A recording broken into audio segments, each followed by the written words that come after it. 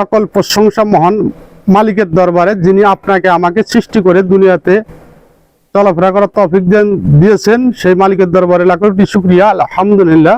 যাকে সৃষ্টি না করলে আসমান জমিন কিছু সৃষ্টি হতো না, সেই মহামানবের নামে রাহমাতুল লিল আলামিন সাইয়্যিদুল মুরসালিন, তার নামে দরুদ সবাই পড়ব সাল্লাল্লাহু আলাইহি ওয়াসাল্লাম।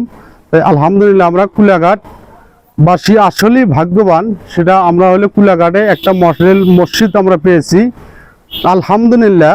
কিন্তু দুঃখের একটা বিষয় আছে, সেই বিষয়টা আমি কুলাঘাটবাসীর কাছে আজকে তুলে ধরবো।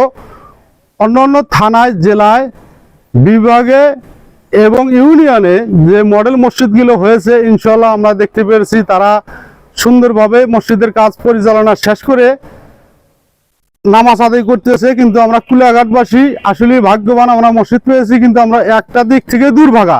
সেটা হলো আমরা কুলাঘাট ইউনিয়নে মডেল মসজিদ পেয়েছি, এখন পর্যন্ত আমরা নামাজ আদায় করতে পারি নাই। আর কি কারণে এই মসজিদের কাজ এখনো পর্যন্ত শেষ হয় নাই, সেটা আমি কুলাঘাটবাসীর কাছে আমার জানার ইচ্ছা। যে অন্য ইউনিয়নে, অন্য থানায়, প্রতিটা থানায়, ইউনিয়নে মসজিদের কাজ সম্পূর্ণ হয়েছে, তারা মডেল মসজিদে যা নামাজ আদায় করতেছে। কিন্তু আমরা কুলাঘাটবাসী এখন পর্যন্ত মসজিদে নামাজ পড়া তো দূরের কথা, এখনো মসজিদের কাজটা শেষ হয় নাই। কি কারণে শেষ হয় নাই সেটা আমার কুলাঘাটবাসীর কাছে জানার ইচ্ছা।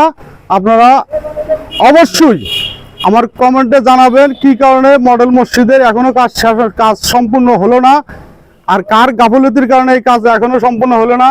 প্রতিটা ইউনিয়নের মসজিদের উদ্বোধন হয়ে গেছে, কিন্তু আমরা সৌভাগ্যবান হয়েও কিন্তু আজ পর্যন্ত দুর্ভাগা রয়ে গেলাম, মসজিদে এই পর্যন্ত নামাজ আমরা আদায় করতে পারলাম না। সবার কাছে আমার জানার ইচ্ছা, কুলাঘাটবাসীর কাছে, লালমনিরহাট থানার কাছে এবং লালমনিরহাট জেলার কাছে।